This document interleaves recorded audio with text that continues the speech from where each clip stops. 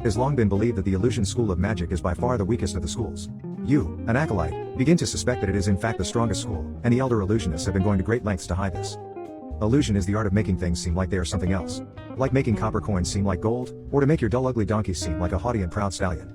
It's generally looked down upon as a useful, but weak, school of magic, by all the other schools of magic. I only had the grades to get into the illusion classes, since they were the only ones that people weren't fighting over getting into.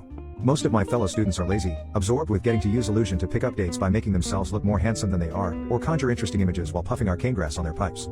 But it does have applications in later life, so I take it serious.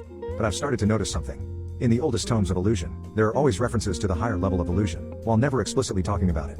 Asking the tutors, they say it's just an old obscure joke, played on the other schools, because illusion is the magic of pranksters and tricksters after all.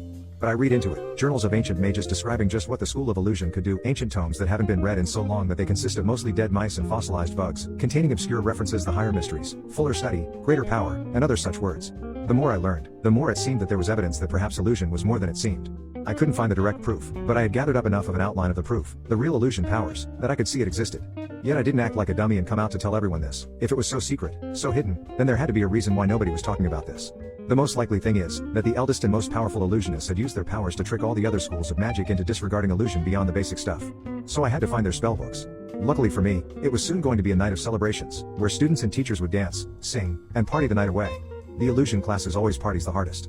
And the teachers and elders of our magical path always joins the festivities, and get extremely wasted. Then we usually prank the entirety of the arcane academy.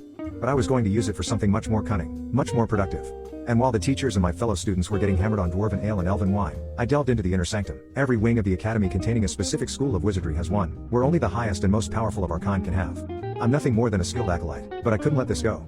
Usually there are crazy magical traps on the sanctums, but considering the night's festivities, they'd been shut off, in case some drunk student stumbled in and accidentally got turned into ash, struck with plague, or with illusion made to think they're graphic design freelancers being forced to work for exposure. I walked deep into the sanctum, seeing many fascinating sights, forests made of light, animals made of shadow, alchemy-less fireworks, sounds that tasted of colors, and many marvels. But finally, I found what I was looking for. Inside a mighty chapel, dark and filled with illusion-based storms, there were 3 books. One was called The Secrets of the Inner Circle, one had no markings on it, only an unpleasant burnt impression of a human hand, which was seemingly bound in human skin, and the third was a coloring book for children. Remembering back to our lessons about hiding in plain sight, and how the best illusions trick not only the mind, but also the logic. Because if anyone who was genre savvy walked in here, they'd think that the obvious outlier, the coloring book for children, would be the secret knowledge in disguise. Then they'd take it and suddenly they'd experience the horrible feeling of hearing your spoiled daughter screech because you've gotten her the wrong color of horse for her sweet 16th birthday, and understanding in that moment that you have ruined your child and failed as a parent. I took the one that said what it was on the cover. Only an idiot picks up a book made of human skin. They tend to bite. And I left the sanctum, returning back to my dormitory room, to read. I was astonished. The final level of illusion is not to make illusions that both smell, feel, sound, and taste real. That is what we've been taught. The final level of illusion magic is to make the illusion real.